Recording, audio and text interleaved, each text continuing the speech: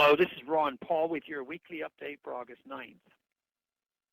Last week, the National Bureau of Economic Research published a report on the effect of civilian casualties in Afghanistan and Iraq that confirmed what critics of our foreign policy have been saying for years. The killing of civilians, although unintentional, angers other civilians and prompts them to seek revenge. This should be self-evident. The Central Intelligence Agency has long acknowledged and analyzed the concept of blowback in our foreign policy. It still amazes me that so many think that attacks against our soldiers occupying hostile foreign lands are motivated by hatred toward our system of government at home or by the religion of the attackers.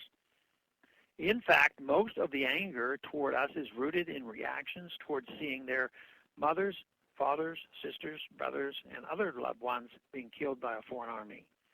No matter our intention, the violence of our militarism in foreign lands causes those residents to seek revenge if innocents are killed. One does not have to be a Muslim to react this way, just human. Our battle in Afghanistan resembles the battle against the many-headed Hydra monster in Greek mythology.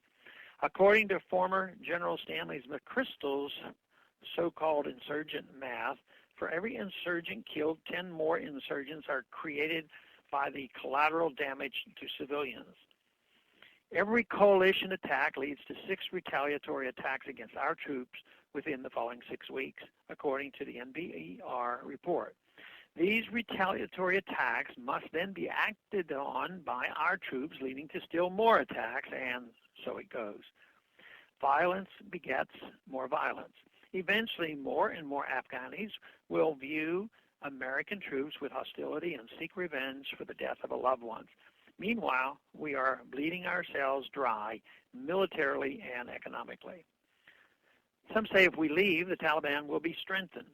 However, those who make that claim ignore the numerous ways our interventionist foreign policy has strengthened groups like the Taliban over the years. I've already pointed out how we serve as excellent recruiters for them by killing civilians. Last week, I pointed out how our foreign aid to Pakistan specifically makes it into Taliban's coffers. And of course, we provided the Taliban with aid and resources in the 1980s when they were our strategic allies against the Soviet Union. For example, our CIA supplied them with Stinger missiles to use against the Soviets, which are strikingly similar to the ones now allegedly used against us on the same battlefield according to those WikiLeaks documents. As usual, our friends have a funny way of turning against us. Manuel Noriega and Saddam Hussein are also prime examples. Yet Congress never seems to acknowledge the blowback that results from our interventionism of the past. Our war against the Taliban is going about as well as our war on drugs or our war on poverty or any of our government's wars.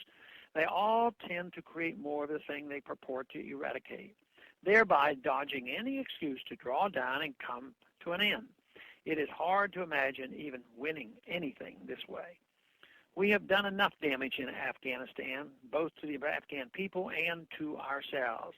It's time to reevaluate the situation. It's time to come home. Thanks for calling this update. A new update is placed on this number, 888-322-1414, every Monday. The written text can be found on my website under the heading Texas Straight Talk. Thanks for calling.